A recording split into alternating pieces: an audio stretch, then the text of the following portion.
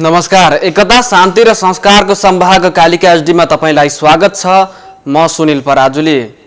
कालिका समाचार सुरु गरौं प्रमुख समाचारका शीर्षकहरूबाट। कालिका समाचारको साथमा Vijay steel, one to rule, Vijay cement, तपाईको सपनाको मजबुत निर्माण। यस यमाहा।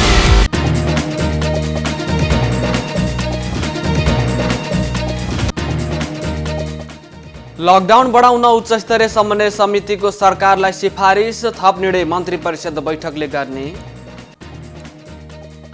नेपालमा कोरोना संक्रमणबाट मृत्यु हुनेको संख्या 2 पुग्यो। संक्रमितको संख्या 291। उपत्यका विभिन्न स्थानमा 400 बढीको नमुना परीक्षणको तयारी। चीनमा कोरोना भाइरसबाट थप 17 जना संक्रमित, परीक्षणलाई अभियानका रूपमा सञ्चालन गरिँदै। र 9औं राष्ट्रिय खेलकुद प्रतियोगिता अन्योलमा सरकारद्वारा बेवास्ता।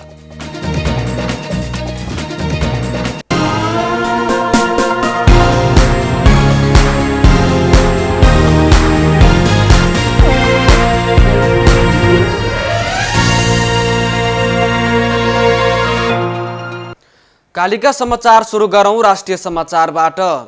कोरोना भाइरस रोकथाम तथा नियन्त्रण उच्चस्तरीय समन्वय समितिले लकडाउन बढाउँदै थप कडाई गर्न सरकारलाई सिफारिस गरेको छ।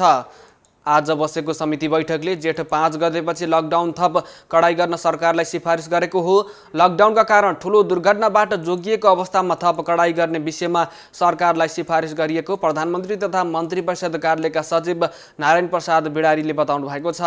बजेट छुट्याएर भए पनि स्थानीय तहहरूमा स्थापना भएका क्वारेन्टाइनहरूलाई व्यवस्थित गर्नुपर्ने निर्णय बैठकले गरेको छ। उहाँले भन्नुभएको छ, संक्रमित संख्या बढ्दो छ। 2 जनाको दुःखद निधन भएको खबर पनि आएका छन्। लकडाउन नभएको भए अझ अवस्था भयावह हुन्थ्यो भन्ने बैठकको निष्कर्ष छ। लकडाउन अझ कडाई गर्दै लैजाने र स्थानीय तहहरूमा स्थापना भएका क्वारेन्टाइनहरूलाई व्यवस्थित गर्दै लैजाने बैठकको निष्कर्ष भएको छ। बैठकले सुरक्षा व्यवस्थालाई प्रभावकारी गर्ने, आपूर्ति व्यवस्थालाई सहज गर्दै दैनिक उपभोग्य वस्तुको नियमित आपूर्ति गर्ने निर्णय पनि गरेको छ। नेपालमा कोरोना भाइरस कोभिड-19बाट मृत्यु हुनेको संख्या 2 पुगेको छ।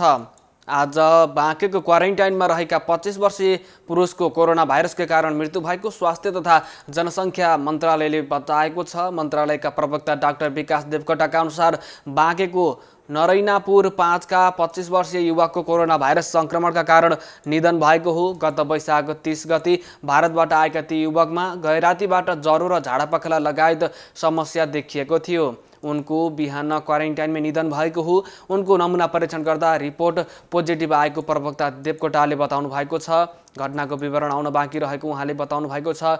यसअघि धुलीखेल अस्पतालमा 29 वर्षीय सुत्केरी महिलाको कोरोना भाइरसकै कारण मृत्यु भएको थियो। धुलीखेल अस्पतालमा निधन भएकी महिलाको कन्ट्याक्ट ट्रेसिङ भइरहेको मन्त्रालयले जनाएको छ। सोही क्रममा उपत्यकाका विभिन्न स्थानमा 400 बढीको नमुना परीक्षणको तयारी मन्त्रालयले गरेको छ, जसमा 150 जनाको पिसिआर र 250 आरटीटी परीक्षणको लागि नमुना सङ्कलन सुरु भएको उहाँले बताउनुभयो। आइतबार संक्रमितको संख्या 291 पुगेको छ। 36 जना उपचारपछि निको भएर घर फर्किएका छन्। गत 24 घण्टामा पिसिआर विधिबाट 1469 वटा नमुना परीक्षण भएका छन्। आरटीटी विधिबाट 2020 वटा गरी जम्मा 3489 वटा परीक्षण भएका छन्। अहिलेसम्म पिसिआर विधिबाट 28160 र आरटीटी विधिबाट 67769 वटा परीक्षण भएको प्रवक्ता देवकोटाले बताउनु भएको छ। प्रवक्ता देवकोटाका अनुसार उपत्यकामा 35 र बाहिर 311 गरी 346 जना आइसोलेसनमा रहेका छन्। अहिले देशभरि 18,357 जना क्वारेन्टाइनमा रहेका छन्। यसैबीच निजी तथा सामुदायिक अस्पतालहरूले कोरोना भाइरसको आरटीटी परीक्षण गर्न पाउने भएका छन्। स्वास्थ्य तथा जनसङ्ख्या मन्त्रालयका अनुसार अनुमति लिएर निजी तथा सामुदायिक अस्पतालहरूले आरटीटी परीक्षण गर्न पाउने भएका हुन्। मन्त्रालयका प्रवक्ता डाक्टर विकास देवकोटाले कोरोना भाइरसको परीक्षणमा सहजता प्रदान गर्न निजी तथा सामुदायिक अस्पतालहरूलाई आरटीटी परीक्षण गर्न पाउने गरी निर्देशिका जारी गरिएको हो। परीक्षण उपत्यकाभित्र रहेका अस्पतालहरूले, स्वास्थ्य सेवा विभाग र बाहिरका अस्पतालहरूले प्रदेश स्वास्थ्य निर्देशनालयबाट अनुमति लिनुपर्ने व्यवस्था पनि गरिएको छ। प्रवक्ता देवकोटाका अनुसार निजी अस्पतालहरूले जनस्वास्थ्य प्रयोगशालाले सार्वजनिक सूचीमा उल्लेख गरेका आरडीटी किटहरूको मात्रै प्रयोग गर्न पाउनेछन्। परीक्षण पश्चात दैनिक रूपमा अस्पतालहरूले त्यसको विवरण राष्ट्रिय जनस्वास्थ्य प्रयोगशालामा पेश गर्नुपर्नेछ। निजी तथा सामुदायिक अस्पतालहरूले आरडीटी परीक्षण बापत शुल्क लिन पाउनेछन्। किट खरिद गरेको मूल्यमा बढीमा 20% शुल्क लिएर परीक्षण गर्न पाउने मन्त्रालयका प्रवक्ता डाक्टर विकास देवकोटाले बताउनु भएको छ। प्रमुख प्रतिपक्ष दल नेपाली कांग्रेसले सरकारले कोभिड-19ले पुर्याएको क्षति र भविष्यमा पार्न सक्ने असरको आकलन गर्न नसकेको आरोप लगाएको छ। प्रतिनिधि सभाको आइतबारको बैठकमा आर्थिक वर्ष 2077-78 का लागि सरकारको वार्षिक नीति तथा कार्यक्रममाथि आफ्नो धारणा राख्दै प्रमुख प्रतिपक्ष दल नेपाली कांग्रेसका नेता शेरबहादुर देउवाले कोरोनाले पुर्याएको क्षतिको ज्ञान नै नभएको टिप्पणी गर्नुभएको छ। उहाँले सरकार जनताको दुःखप्रति संवेदनशील नभएको तथा उनीहरूको पीडा बुझ्न सक्ने हृदय नै नभएको दाबी पनि गर्नुभएको छ। उहाँले महामारीको समयमा जनताले सरकार भएको अनुभूति गर्न नसकेको तथा महामारीको नियन्त्रणको तयारी गर्न सरकार पूर्ण रूपमा चुकेको दाबी गर्नुभएको छ। नेपालमा पहिलो संक्रमित व्यक्ति भेटिएको 4 महिना पुग्दै गर्दा लकडाउनको पनि 55 दिन पुग्दै गर्दा परीक्षण बढाउन नसकिएको तर्क उहाँले गर्नुभएको छ। आगामी आर्थिक वर्ष 2077-78 को लागि सरकारले ल्याएको नीति तथा कार्यक्रम संशोधन गर्न माग गर्दै सांसदहरूबाट एकल र संयुक्त रूपमा विभिन्न 5 वटा संशोधन प्रस्ताव दर्ता भएका छन्। प्रतिनिधि सभाको आइतबारको बैठकमा संशोधनकर्ताहरूले नीति तथा कार्यक्रममा कोरोना पछिको मुलुकको आर्थिक अवस्था उकास्ने योजना नभएको, राहत प्याकेज समावेश नभएको तथा अनुत्पादक क्षेत्रमा भएको खर्चलाई उत्पादकत्व क्षेत्रमा लगाउने कार्यक्रम नभएको धारणा राखेका छन्। उनीहरूले कोरोनाबाट प्रभावित पर्यटन, उद्योग धन्दा, कृषि लगायत क्षेत्रको साथै प्रत्यक्ष प्रभावित ज्यालादारी तथा मजदुरहरूलाई तत्काल राहत पुग्ने योजना समावेश गर्न पनि माग गरेका छन्।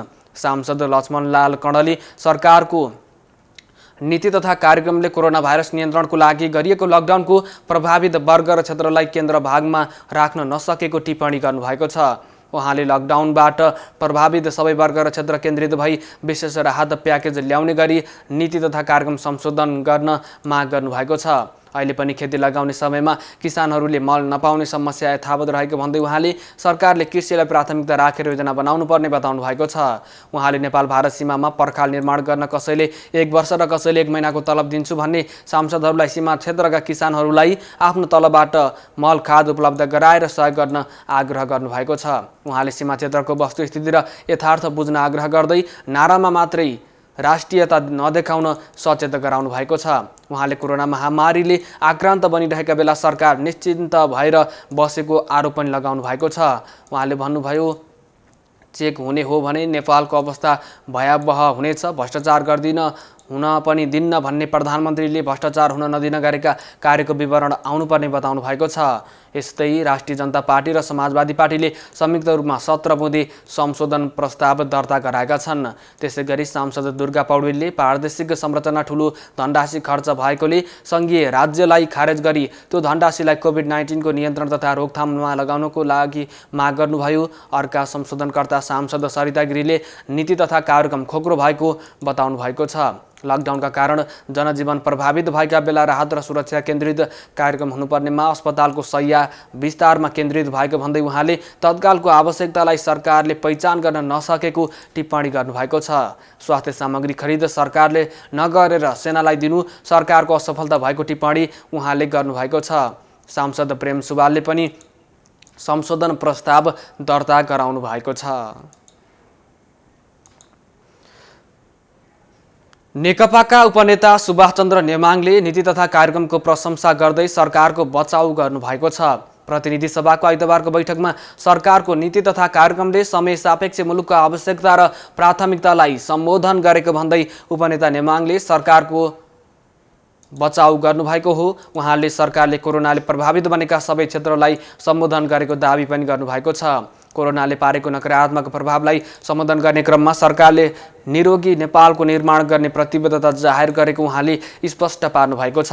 उहाँले भ्रष्टाचार गर्दिन, कसैलाई गर्न दिन्न भन्ने प्रधानमन्त्रीको प्रतिबद्धताले सार्थकता पाएको पनि दाबी गर्नुभएको छ। उहाँले सरकार अधिनायकवादी नभएको जिकिर पनि गर्नुभयो। अधिनायकवादी भयो भनेर समय समयमा आएको टिप्पणीको उत्तर दिँदै सरकारले नीति तथा कार्यक्रममा लोकतन्त्रका आधारभूत प्रतिबद्धताहरूलाई जाहेर गरेको पनि उहाँले स्पष्ट पार्नु भएको छ। गरिबलाई एन्ड धनीलाई चयन नभई सरकारले संविधान, नियम र कानुन बमोजिम सबैलाई कारबाही गरेकोले गाउँघरतिर अहिलेको सरकारको बेलामा सबैलाई बराबरी ऐन लाग्दो रहेछ भन्ने सुनिन थालेको बताउनु भएको छ। भूकम्पले क्षत विक्षत भएको बेला दुई छिमेकीले नेपालको लिम्पियाधुरालाई व्यापारिक नाकाको रूपमा अगाडि बढाउने भनेर सहमति गरेको स्मरण गर्दै उहाँले त्यो सहमतिलाई कुनै पनि अवस्थामा स्वीकार गर्न नसकिने बताउनु भएको छ। नेपाली कांग्रेसका सांसद डाक्टर मिनेन्द्र रिजालले नीति तथा कार्यक्रम सार्वजनिक गर्ने बहानामा सरकार सांसदहरूको स्वास्थ्य सुरक्षाप्रति संवेदनशील हुन नसकेको आरोप लगाउनु भएको छ। कोरोना संक्रमणको जोखिम न्यूनीकरणको लागि घरभित्रै बस्नुपर्ने, सामाजिक दूरी कायम गर्नुपर्ने लगायत सावधान अपनाउनु पर्नेमा सांसदहरूलाई 3 घण्टासम्म बन्द कोठामा थुनेर नीति तथा कार्यक्रम सार्वजनिक गरिएको प्रति उहाँले आपत्ति जनाउनु भएको छ। प्रतिनिधि सभाको आइतबारको बैठकमा आर्थिक वर्ष 2077-78 को लागि सरकारको वार्षिक नीति तथा कार्यक्रममाथि धारणा राख्दै सांसद रिजालले सरकार र संसद र सांसदप्रति जिम्मेवार नरहेको आरोप लगाउनु भएको छ। उहाँले 2075 सालमा संसदलाई सम्बोधन गर्ने शैली अनुचित भयो भनेर 2076 सालमा सरकारलाई सम्बोधन गर्ने शैली अनुचित भयो भनेर संशोधन प्रस्ताव दर्ता गराएको स्मरण गराउँदै अहिले भाषा र शैली सुध्रिएको भए पनि आत्मवञ्चनाबाट मुक्त हुन नसकेको टिप्पणी गर्नुभएको छ। सत्तारूढ दलका सांसदहरूले सरकारले अघि सारेको नीति तथा कार्यक्रमहरू कार्यान्वयनको लागि बजेट मार्फत विशेष व्यवस्था हुने विश्वास व्यक्त गरेका छन्। राष्ट्रिय सभामा आइतबार भएको नीति तथा कार्यक्रममाथिको छलफलमा सत्तारूढ दलका सांसदहरूले नीतिहरू प्रशंसायोग्य भए पनि कार्यान्वयनको लागि बजेटको व्यवस्था हुनुपर्ने बताएका छन्।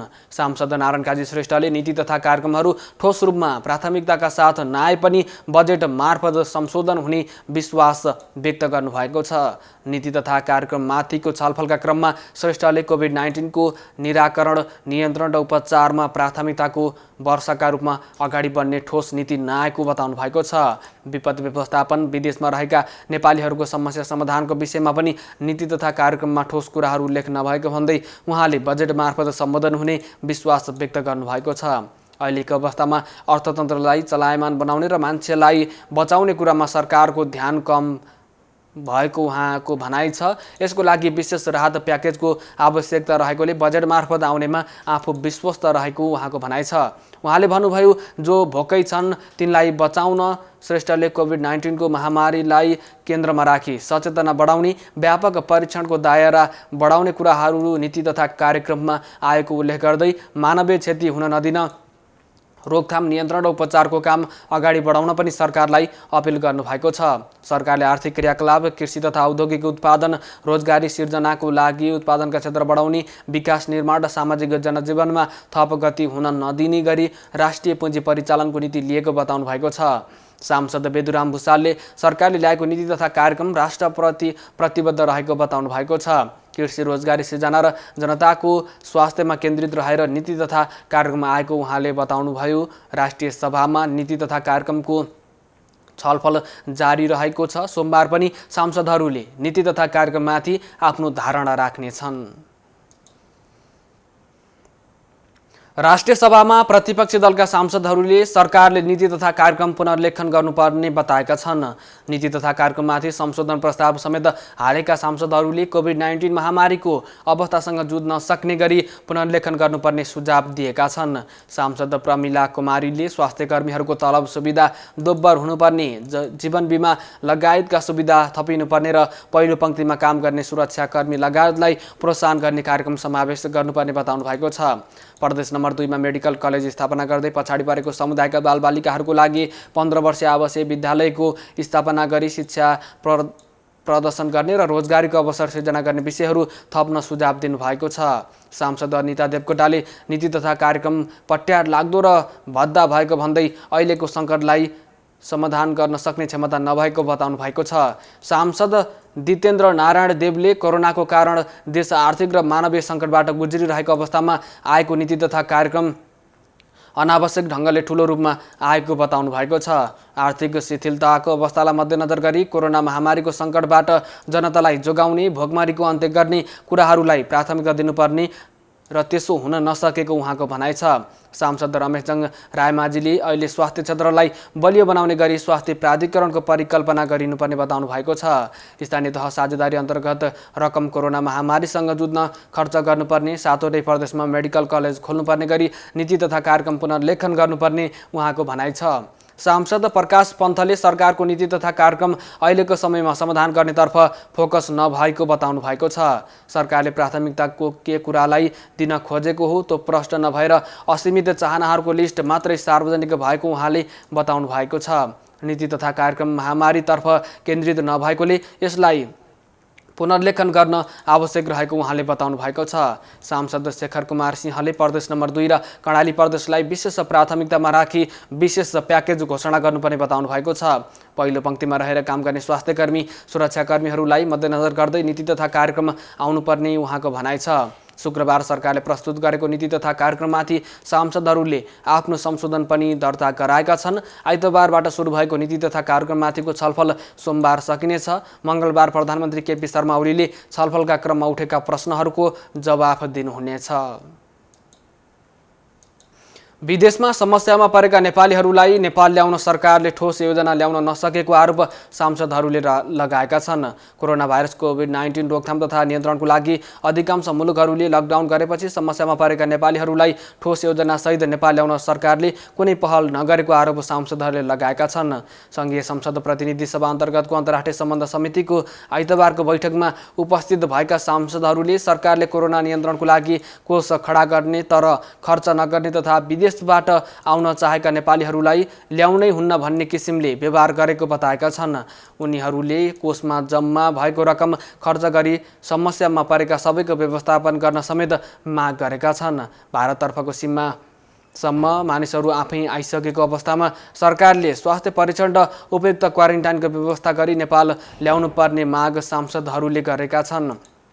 पूर्व प्रधानमन्त्री माधव कुमार नेपालले भने भारततर्फको सीमामा आएर बसेका नेपालीहरू, विदेशमा समस्यामा परेका नेपालीहरू र घर फर्कन चाहने नेपालीहरूको व्यवस्थापन चुनौतीपूर्ण रहेको बताउनु भएको छ। त्यसको लागि सरकारले कसरी काम गरिरहेको छ भन्ने विषयमा समितिले जानकारी लिएर आवश्यक निर्देशन दिनुपर्ने नेपालले बताउनु भएको छ।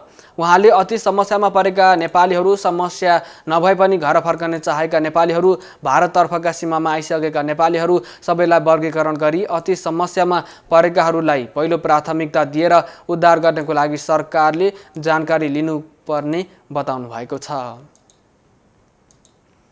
भारतले नेपाल सरकारलाई कोरोना भाइरस परीक्षण गर्ने PCR टेस्ट किट सहयोग स्वरूप उपलब्ध गराएको छ।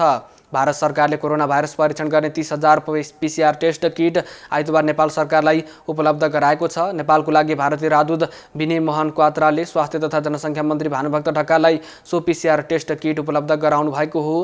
माई ल्याबले उत्पादन गरेको सो परीक्षण किट प्याथोडिटेक्ट कोभिड-19 क्वालिटेटिभ आडिटिभ PCR टेस्ट किट रहेको छ। PCR किट बुझ्दै मन्त्री ढकालले आफै पनि अप्ठ्यारो परिस्थितिमा रहेको बेलामा समेत सहयोग गरेकोमा आभार व्यक्त गर्नुभएको छ। भारतले गत वैशाख 10 गते कोरोना भाइरस सङ्क्रमितको उपचारको लागि प्रयोग हुने 23 टन स्वास्थ्य सामग्री नेपाल सरकारलाई सहयोग स्वरूप उपलब्ध गराएको थियो। राष्ट्रिय मुस्लिम आयोगले ईद उल फित्रका दिन घरमै बसेर नमाज पढ्न आग्रह गरेको छ। मुस्लिम आयोगको आइतबार बसेको बैठकपछि आयोगका अध्यक्ष समीम मिया अन्सारीले ईद उल फित्रका दिन पनि घरमै बसेर नमाज पढ्न आग्रह गर्नुभएको छ। रमजान महिनाको अन्त्यमा मनाइने प्रमुख पर्व ईद उल फित्रका दिन मस्जिद र मद्रासामा गई सामूहिक नमाज पढ्ने गरिन्छ। यस वर्ष कोरोना भाइरसको महामारीको स्थितिलाई ख्याल गरी ईद पर्वलाई घरमै बसेर मनाउन आयोगले आग्रह गरेको छ। रमजानको सुरुको दिन पनि कोरोना भाइरस सङ्क्रमणको जोखिमलाई ख्याल गर्दै इस्लाम धर्मावलम्बीहरूले घरमै बसेर नमाज पढेका थिए। आयोगका अध्यक्ष अन्सारीले देशभर रहेका इस्लाम धर्मावलम्बीहरूलाई ईदको दिन सामूहिक नभई घरमै बसेर नमाज पढ्न आग्रह गरिएको बताउनु भएको छ। उहाँले ईदको नमाज पढेपछि छर छिमेकमा पुगी एकअर्कामा शुभकामना आदान प्रदान नगर्न समेत आग्रह गर्नुभएको छ। इस्लाम धर्ममा रमजानको 1 महिना लामो व्रत तोड्ने दिन ईद उल फित्र मनाउने गरिन्छ। यस दिन सामूहिक नमाज पढेर विशेष रूपमा मनाउने गरिन्छ। ईदलाई आपसी सद्भावको चाडको रूपमा पनि हेरिने गरिएको छ। यस वर्षको ईद उल फित्र आगामी आइतबार मनाइँदैछ। रमजान महिनाको कुरानको अवतरण पृथ्वीमा भएको भन्ने विश्वास इस्लाम धर्मावलम्बीहरूले गर्दछन्। एकता, शान्ति र संस्कारको संवाहक कालिका एचडीमा प्रसारित कालिका समाचारमा पालो भएको छ विज्ञापनको। तर त्यसभन्दा अगाडि प्रमुख समाचारका शीर्षक। कालिका समाचारको साथमा Vijay steel, one two role, विजय सिमेन्ट, तपाईको सपनाको मजबुत निर्माण।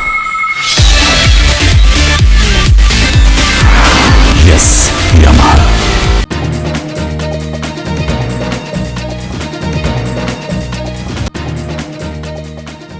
लकडाउन बढाउन उच्चस्तरीय समन्वय समितिको सरकारलाई सिफारिस, थप निर्णय मन्त्री परिषदको बैठकले गर्ने।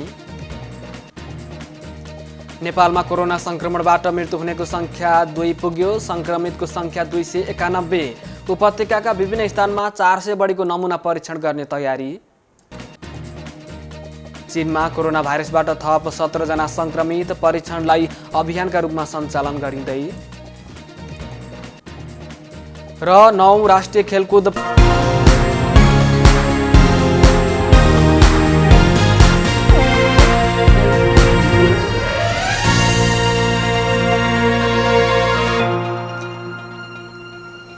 विज्ञापनपछि कालिका समाचारमा पुनः स्वागत छ। अब स्थानीय समाचार।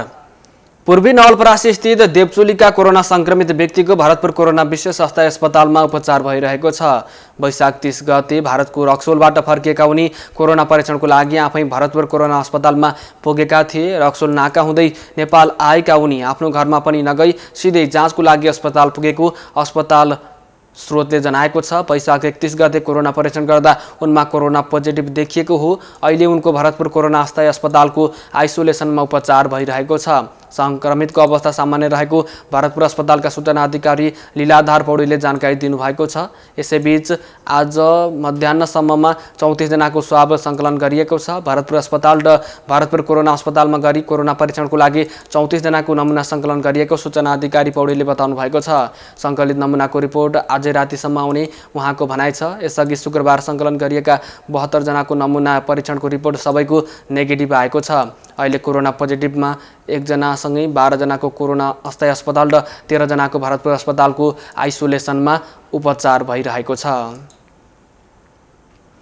कालिका समाचारमा अब अर्थ समाचार।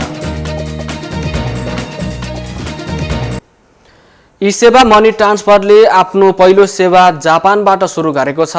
जापानको बर्लड फ्यामिली रेमिटको डिजिटल माध्यमबाट रेमिट्यान्स कारोबार सुरु गरेको ई सेवा मनी ट्रान्सफरका प्रबन्धक निर्देशक अजेश कोइरालाले बताउनु भएको छ। यो सँगै अब जापानमा रहेका नेपालीहरूले ई सेवा मनी ट्रान्सफर मार्फत सहज र सुरक्षित रूपले रकम पठाउन सक्नेछन्।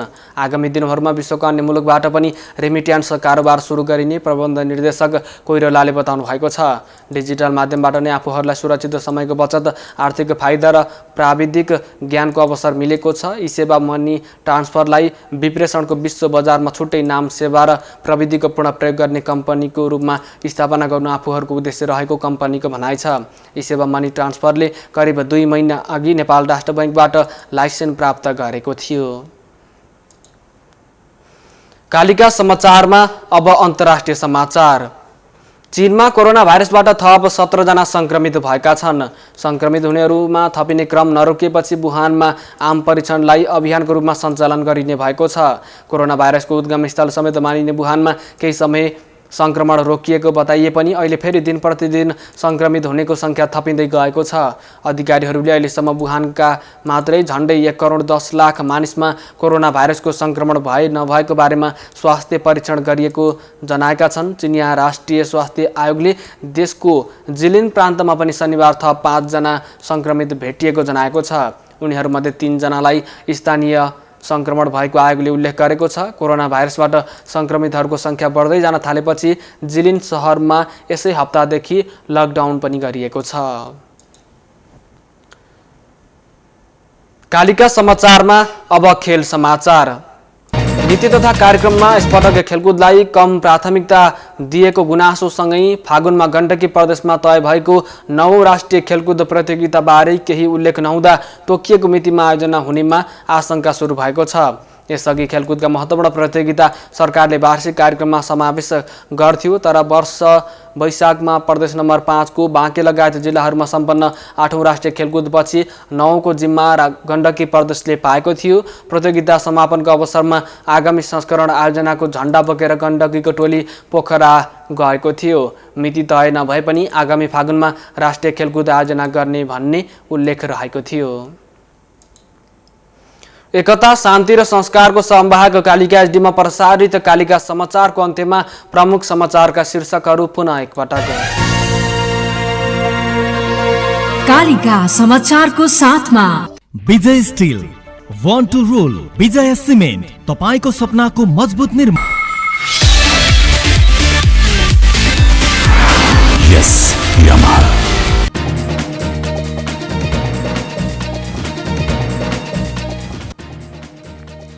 लकडाउन बढाउन उच्चस्तरीय समन्वय समितिको सरकारलाई सिफारिस, थप निर्णय मन्त्री परिषदको बैठकले गर्ने। नेपालमा कोरोना संक्रमणबाट मृत्यु हुनेको संख्या 2 पुग्यो, संक्रमितको संख्या 291। उपत्यकाका विभिन्न स्थानमा 400 बढीको नमुना परीक्षण गर्ने तयारी। चीनमा कोरोना भाइरसबाट थप 17 जना संक्रमित, परीक्षणलाई अभियानको रूपमा सञ्चालन गरिँदै। र 9औं राष्ट्रिय खेलकुद प्रतियोगिता अन्योलमा सरकारद्वारा व्यवस्था।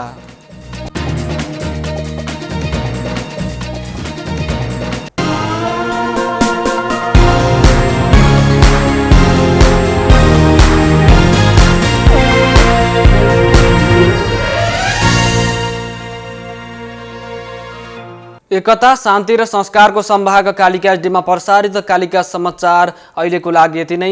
हेर्दै गर्नुहोला कालिका एचडी। म सुनिल पराजुली बिदा हुन्छु। नमस्कार।